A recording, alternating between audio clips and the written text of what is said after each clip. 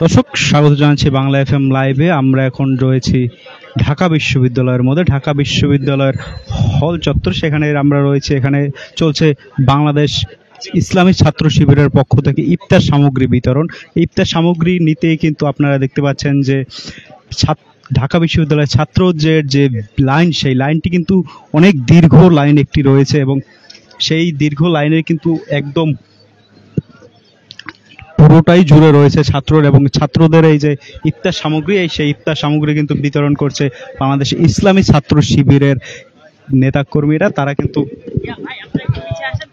তারা কিন্তু ছাত্রদের যে ইফতার সামগ্রী বিতরণ, সেই ইফতার সামগ্রী বিতরণ অল্প কিছু সময় আগেই, অর্থাৎ 4:15 কিন্তু সেই ইফতার সামগ্রী বিতরণ যে কার্যক্রম, সেই কার্যক্রমটি শুরু করেন এবং সেই কার্যক্রমে কিন্তু স্বতঃস্ফূর্তভাবে অংশ নিতে দেখা যাচ্ছে সাধারণ শিক্ষার্থীদের। তারা কিন্তু বিভিন্ন হল থেকে এসেছেন। এই হল চত্বরটি মূলত অবস্থান করছেন সূর্য সেন হল ক্যাফেটেরিয়ার পাশেই, এবং পাশে যে বাস্কেটবল খেলার গ্রাউন্ড, সেই গ্রাউন্ডেই কিন্তু এই ইফতার সামগ্রী বিতরণের যে মূল কার্যক্রম, সেই কার্যক্রমটি চলছে। এবং এই ইফতার সামগ্রী যারা বিক্রি করছেন তাদের সাথে আমাদের কথা হয়েছে। তারা বলেছেন কিন্তু ইফতার যাতে সবাই পায়, সেই লক্ষ্যেই কিন্তু তারা ইফতার সামগ্রী বিতরণ কার্যক্রমটি পরিচালনা করছেন। এখানে রয়েছেন অনেক নেতাকর্মীরা। তারা কিন্তু আজকে এই ঢাকা বিশ্ববিদ্যালয়ের মধ্যে গণ ইফতার সামগ্রী বিতরণ, সেই গণ ইফতার সামগ্রী বিতরণ কিন্তু আজকে করছেন। এখানে যে সংগঠনটি অর্গানাইজ করছে, সেখানে নাম দেওয়া হয়েছে Insaf initiative for safe and assured future, অর্থাৎ সকলে যাতে ইফতার সামগ্রী পায়, সকলে যাতে রমজানের পরে সুস্থভাবে ইফতার করতে পারেন, সেই লক্ষ্যেই কিন্তু এই ইফতার সামগ্রী আজকে বিতরণ করা হচ্ছে বাংলাদেশ ইসলামী ছাত্র শিবিরের পক্ষ থেকে। এবং ইসলামী ছাত্র শিবিরের পক্ষ থেকে যে ইফতার সামগ্রী বিতরণ কর্মসূচি, সেই বিতরণ কর্মসূচির লাইন কিন্তু দীর্ঘ থেকে দীর্ঘতর হচ্ছে। অর্থাৎ যে এই লাইনটি শুরু হয়েছে কিন্তু ঢাকা বিশ্ববিদ্যালয়ের যে হল চত্বর রয়েছে, সেই হল চত্বরের এখানে, এবং এই লাইনের কিন্তু কোনো শেষ নেই। এই লাইনের আমি এখন পর্যন্ত শেষ দেখতে পাইনি। এই লাইনটি একদম বঙ্গবন্ধু হল, যার বর্তমান নাম হচ্ছে বিজয় 24 হল, সেই বিজয় 24 হল পর্যন্তই কিন্তু এই লাইনটি চলে গিয়েছে। এবং লাইনে কিন্তু 2-3টি লাইন রয়েছে, অর্থাৎ এখানে যে কত শিক্ষার্থী রয়েছে তার তেমন কোনো সুষ্ঠু ধারণা নেই। বেশি শিক্ষার্থী হতে এই ইফতার সামগ্রী বিতরণের যে কর্মসূচি, এই কর্মসূচিতে যারা অংশ নিচ্ছিলেন, অর্থাৎ যে সকল নেতাকর্মীরা এই ইফতার সামগ্রী বিতরণ করছিলেন, তারা কিন্তু বলছিলেন যে ইফতার যাতে সবাই পায়, সেই লক্ষ্যেই কিন্তু এই ইফতার সামগ্রী বিতরণ কার্যক্রমটি বাংলাদেশ ইসলামী ছাত্র শিবিরের পক্ষ থেকে করা হয়েছে। অর্থাৎ বাংলাদেশ ইসলামী ছাত্র শিবিরের যে উদ্যোগ, সেই উদ্যোগটি কিন্তু অনেকেই সাধুবাদ জানিয়েছেন। অনেকে বলছেন যে এরকম ইফতার সামগ্রী বিতরণের যে উদ্যোগ, সেই উদ্যোগটি যেন অন্যান্য সংস্থাও করে থাকেন, এমনটি কিন্তু অনেকে বলছিলেন যে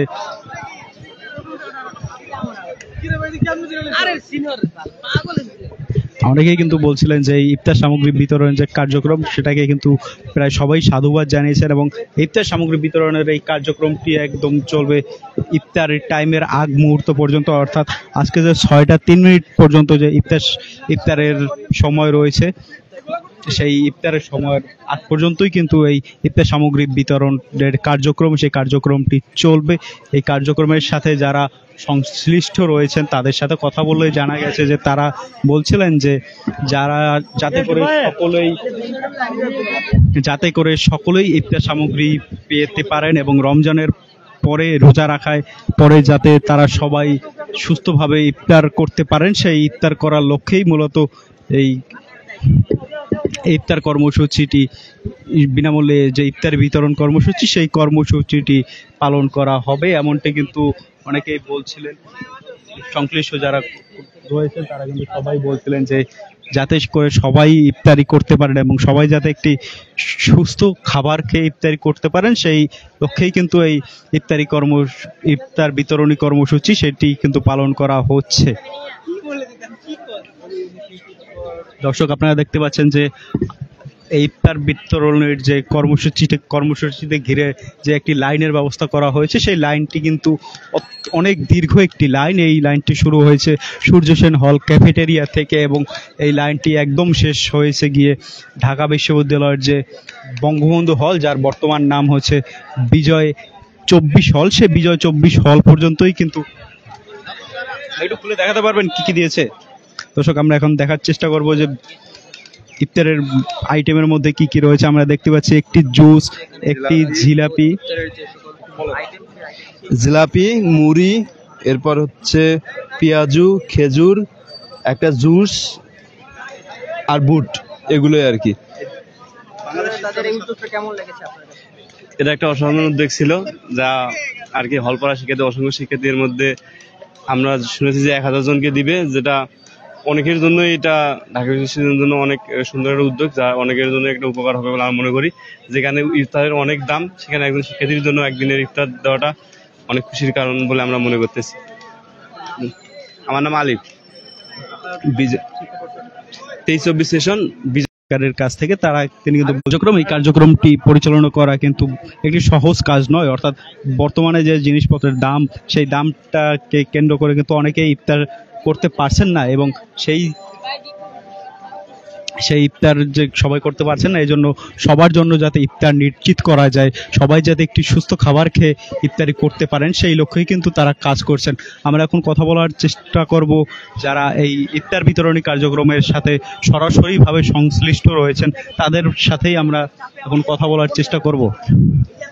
শিক্ষার্থী দেখে কি মনে হচ্ছে না যে এদেরকে পুরোপুরি শুধু গণরুম গেস্ট রুমের নামে কিভাবে কোণঠাসা করে রাখছিল, যারা আজকে স্বইচ্ছায় আসছে, কাউকে জোর করে আনা হয় না এখানে। আরেকটা ব্যাপার যেটা আমরা দেখি, টিএসসিতে যখন আমরা দেখছি গতকাল এখানের পর টিএসসি তো আসলে গণ ইফতার কর্মসূচি হয়েছে এবং শিক্ষার্থীরা সেখানে হাজার হাজার শিক্ষার্থী স্বতঃস্ফূর্তভাবে অংশগ্রহণ করছে শুধুমাত্র জানার পরেই। আসলে এই বিগত কয়েক বছর শিক্ষার্থীরা কি আসলে ক্যাম্পাসে মানে ঠিক মতো বা নিজের ইচ্ছে মতো কি ধর্মচর্চাটা করতে পেরেছিল? না, আমরা ইতিপূর্বে দেখেছি ক্যাম্পাসে ইফতার কি বলে প্রোডাক্টিভ রামাদান প্রোগ্রাম করতে গিয়ে সেখানে ছাত্রলীগ হামলা করেছে, গণ ইফতার কর্মসূচিতে বাধা দিয়েছে। সেটা কোনো কালে তারা মানে দুইটা বিষয়, একটা হচ্ছে তারা পলিটিক্যালি অন্য কোনো দলকে কখনো স্পেস দিতে চায়নি, আরেকটা বিষয় হচ্ছে ইসলামকে তারা কোণঠাসা করে রাখার এক ধরনের চিন্তা করেছিল। গত বছর দেখা গেল যে গণ ইফতার কর্মসূচিটি পালন করতে দিল না, এর জন্যই কি মূলত হাসিনার পতন হয়েছে কিনা? না দেখেন তো, আসলে একটা কারণে তো আর হাসিনার পতন হয় না, অনেকগুলো কারণ লাগে। ওটা ধরেন যে মানে মানুষকে ক্ষোভে ফুসিয়ে তোলার একটা কারণ হইতে পারে, ওইটা হইতে পারে। না, সূচনা তো ধরেন যে যখন কেউ পাপ করা শুরু করে তখনই তার পাপের পতন হওয়া শুরু করে, পতন শুরু হয়ে যায়। আমরা 500 দিচ্ছি, তবে আজকে হল প্রায় সংখ্যা বেশি, 5টা হল আছে, বড় বড় হল, এই কারণে সংখ্যাটা আজকে আমরা 1000 করছি।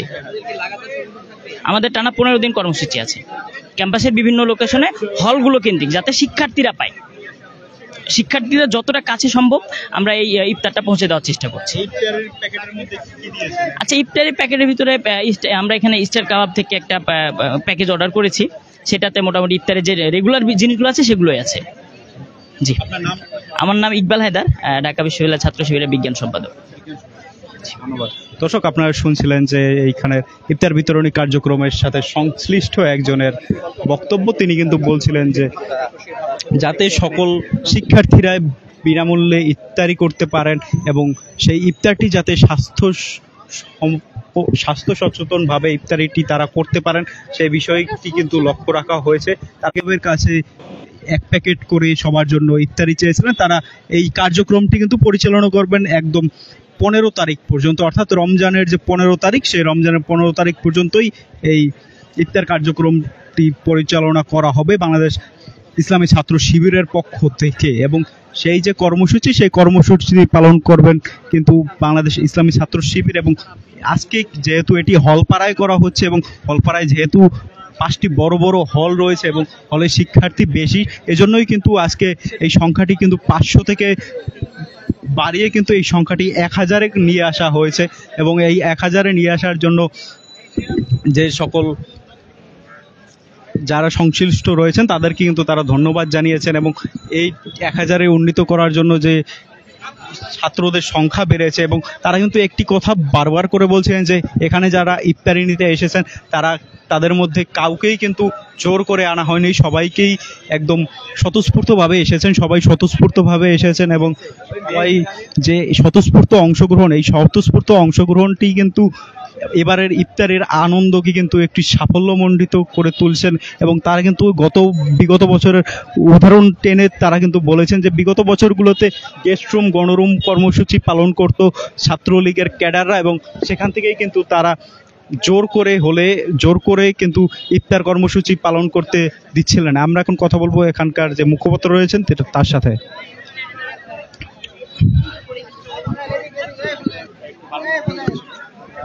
1000 প্যাকেট বিতরণের উদ্যোগ নিয়েছি।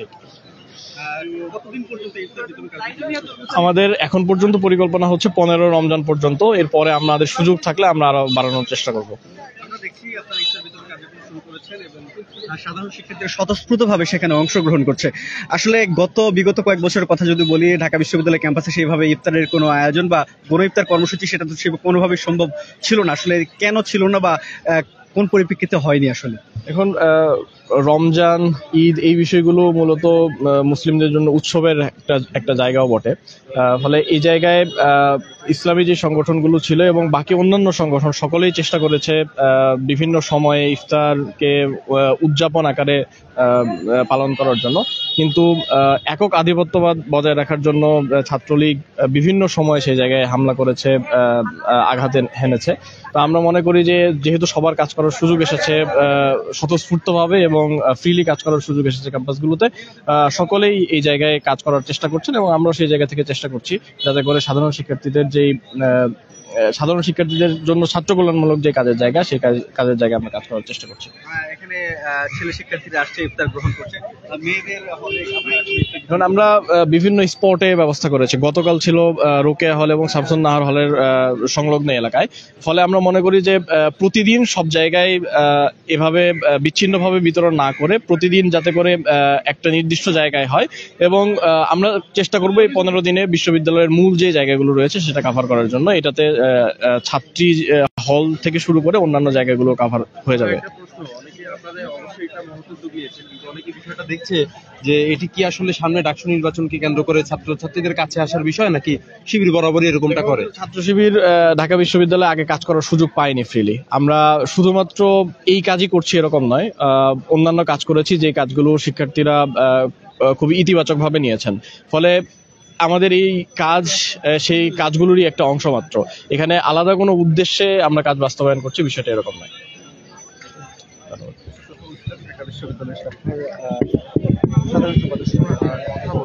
দর্শক, এখানকার যারা সংশ্লিষ্ট রয়েছেন তাদের মধ্যে থেকে একজন কিন্তু এখানে বাংলাদেশ ইসলামী ছাত্র শিবিরের ঢাকা বিশ্ববিদ্যালয় শাখার যিনি সাধারণ সম্পাদক, তিনি কিন্তু আমাদের জানিয়েছিলেন যে এখানে যারা ইফতারি কর্মসূচি পালনের জন্য যারা এসেছেন তাদেরকে কিন্তু কাউকেই জোর করে আনা হয়। জোর করে আনার যে বিষয়টি, এটি তারা কখনোই সমর্থন করেন এবং তারা কিন্তু আরো একটি কথা বলেছেন যে বিগত বছরগুলোতে যে ছাত্রলীগের যে একক আধিপত্য, সেই আধিপত্যটি ধরে রাখার জন্য ছাত্রলীগ কিন্তু এরকম ইফতারি কর্মসূচি, গণ ইফতার কর্মসূচি এগুলো কিন্তু একদম পুরোপুরি বাতিল করে দিয়েছেন এবং প্রশাসনও কিন্তু তাদের পক্ষ নিয়েছিল এবং প্রশাসন যে অন্যায়ভাবে তাদের পক্ষ নিয়েছিল সেটার কিন্তু সমালোচনা তিনি করেছেন এবং সেই সাথে তিনি কিন্তু আশ্বাস দিয়েছেন যে 15 রমজান পর্যন্ত, অর্থাৎ টানা 15 দিন কিন্তু এভাবে একটানা ইফতার বিতরণ কর্মসূচি সেটি কিন্তু চলবে এবং তিনি কিন্তু আরো বলেছেন যে যদি তাদের সক্ষমতা থাকে এবং যদি ছাত্রদের যদি এরকম সাড়া পাওয়া যায় তাহলে কিন্তু এই কর্মসূচি 15 দিন থেকে বাড়িয়ে 30 দিন কিংবা 20 দিন এভাবে তারা পরবর্তীতে বাড়াতে পারে, এমনটি কিন্তু তিনি বলছিলেন। তিনি কিন্তু আরো একটি কথা বলছিলেন যে তাকে প্রশ্ন করা হয়েছিল যে এই ইফতার কর্মসূচিটি কি কোনো ধরনের কোনো সামনে ডাকসু নির্বাচনকে কেন্দ্র করে এই ইফতার বিতরণ কর্মসূচিটি কি পালন করা হচ্ছে কিনা, তিনি কিন্তু সেই প্রশ্নটি একদম সম্পূর্ণভাবে উড়িয়ে দিয়েছেন। অর্থাৎ তিনি কিন্তু বলেছেন যে এটি একটি ছাত্র সেবা কল্যাণমূলক একটি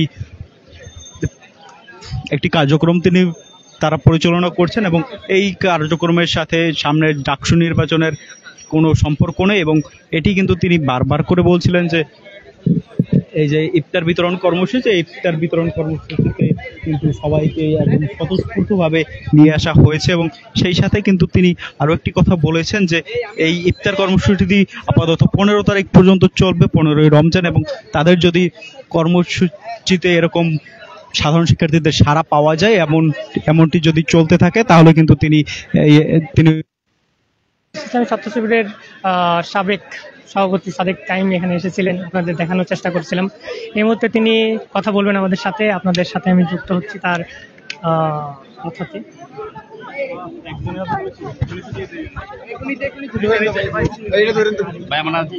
আরেকজন লাগবে